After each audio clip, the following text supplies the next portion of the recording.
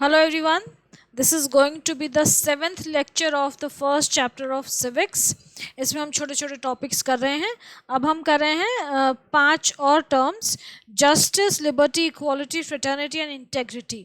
ये सारी टर्म्स भी प्रीएम्बल में मेंशन है, तो हम इनके दो लाइनें इस पे शॉर्ट नोट्स में आ सकता है. वैसे बहुत डिटेल नहीं आता है, लेकिन शॉर्ट नोट्स में आपसे पूछ सकते हैं, या फिर आपसे जो ऑब्जेक्टिव क्वेश्चंस आते हैं ना, जो शॉर्ट क्वेश्चन होते हैं 1 मार्क के 2 मार्क के, उसमें पूछ सकते हैं कि कौन सी वैल्यूज़ हैं जो कि आपको प्रीएम्बल के थ्रू दी गई हैं. तो इसलिए इसके बारे में थोड़ा सा पता होना चाहिए आपको. तो वैसे तो आपको डिटेल्स पता है, इन वर्ड्स का मीनिंग भी पता है. जैसे हम जस्टिस की बात करें तो जस्टिस क्या है? It is the quality of treating everybody at par without any privilege और prejudice. At par means equal, एक लेवल पे रख के सबको ट्रीट करिए. ये कोई रिच है तो उसको ज़्यादा बेनिफिट नहीं देना है, कोई अच्छी पोजीशन पे है तो उसको बेनिफिट नहीं देना है ना. तो हमें किसी को प्रिविलेज नहीं देनी, किसी के अगेंस्ट प्रेजुडिस नहीं रखना है. प्रेजुडिस का मतलब समझते हो? एक गलत धारणा बना के रखना, एक नेगेटिव फीलिंग बना के रखना. मतलब हम पहले से ये सोच के रखें. जैसे हमें ऐसा होता है ना, कई बार हम किसी बंदे को देखते हैं, हमें वो अच्छा नहीं लगता, और बिना किसी रीज़न के, और किसी को देखते हैं वो हमें बहुत अच्छा लगता है.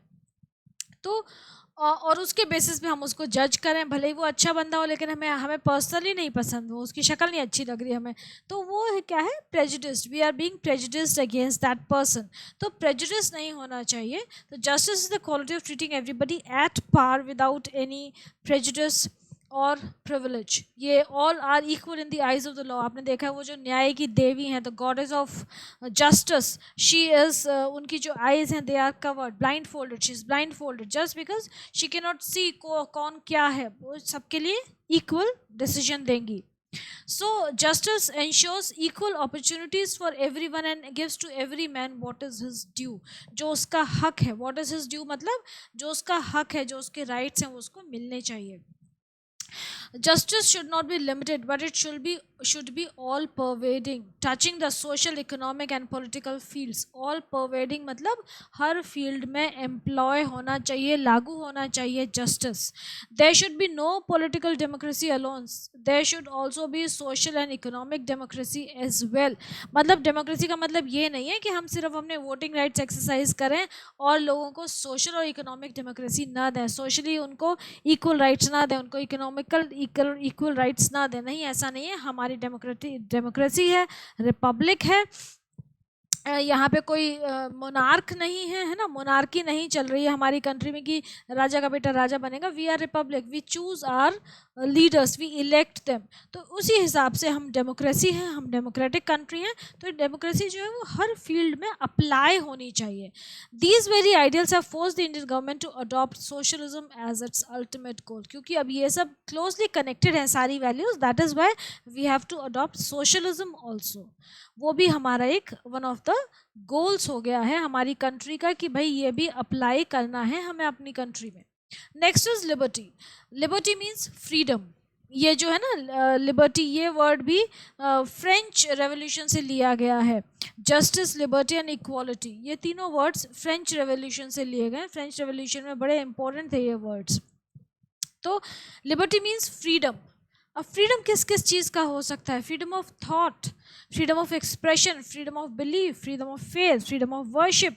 हमें, हमारे पास Indian, as an Indian citizen we have every right to profess any religion we choose, to practise any faith, to have our separate believes. Freedom of expression है, फ्रीडम ऑफ प्रेस है हमारे पास, है ना.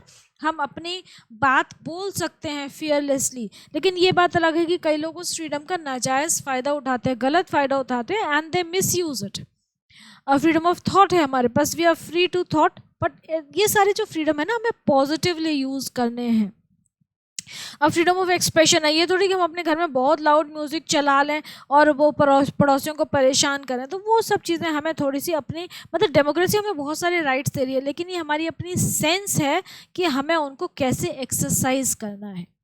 Every citizen should be free to hold any belief and express his views freely. He can choose any religion of his own sweet will and can worship in any way he likes. कोई भी religion follow करिए, कैसे भी पूजा करिए, no problem. The Indians had already suffered a lot because of the divide and rule policy of the Britishers. तो हमारा जो preamble है It laid emphasis on the liberty of belief, faith and worship in order to ensure the unity of the nation. हमने ये क्या बोला कि भाई हमारी कंट्री को फ्री रहने दो, फेथ के मामले में, बिलीफ के मामले में, प्रोफेशन के बारे में, किसी भी रिलीजन को प्रोफेस करने के मामले में, चूज करने के मामले में, फॉलो करने के मामले में. So we have liberty. Then there is also a very important concept, equality. Everybody is equal before the law. There can be no liberty without equality. अगर हम equal नहीं है तो liberty का क्या मतलब हो गया? तो preamble जो है वो हमें also less emphasis on equality along with liberty.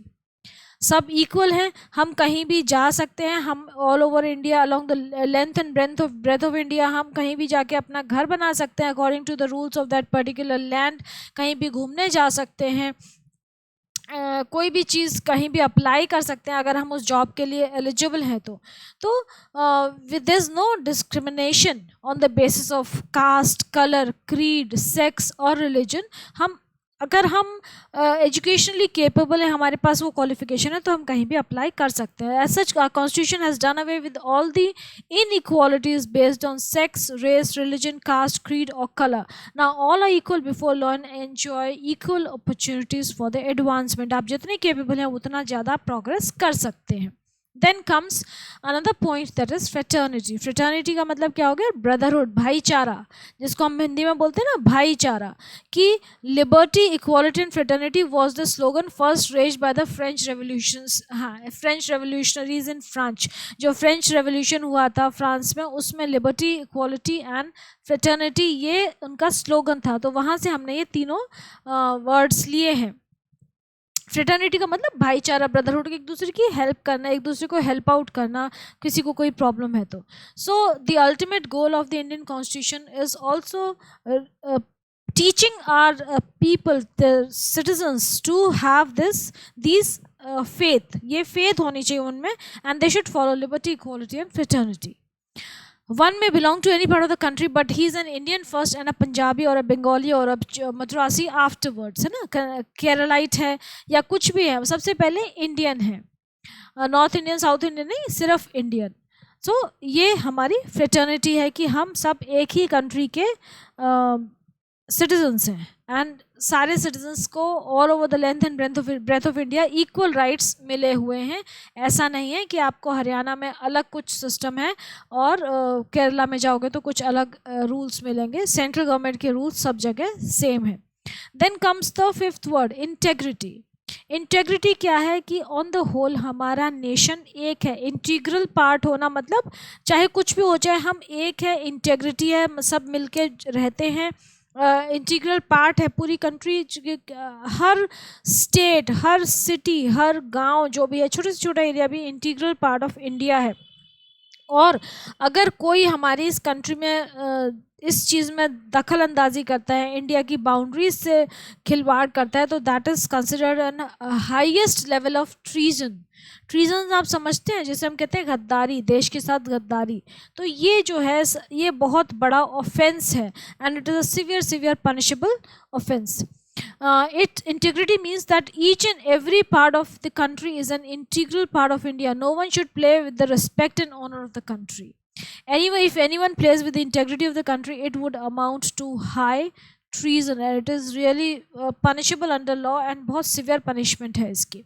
तो integrity means कि हमारी पूरी country एक है along the length and breadth of India. जिसे हम कहते हैं ना, कश्मीर से कन्याकुमारी तक, and जो वेस्टर्न साइड ले लो आप कोई भी, जो गुजरात है, और ईस्टर्न साइड ले लीजिए आप बंगाल, यहाँ पे सब पूरी कंट्री हमारी एक ही है. The whole nation enjoys same laws, same privileges to its citizen. सब कुछ सेम है, सब सारे के सारे इंडियन सिटीजन्स के लिए, irrespective of the caste, colour, creed, religion और any sects, any profession, whatever they are doing. So now we finish this lecture. अब लास्ट इसका थ्योरी का लास्ट रह गया, need and importance of the preamble. उसके बाद इसके MCQs, then short questions, और फिर मैं इस बार ट्राई करूँगी लॉन्ग क्वेश्चंस भी आपको दे दूँ. ओके.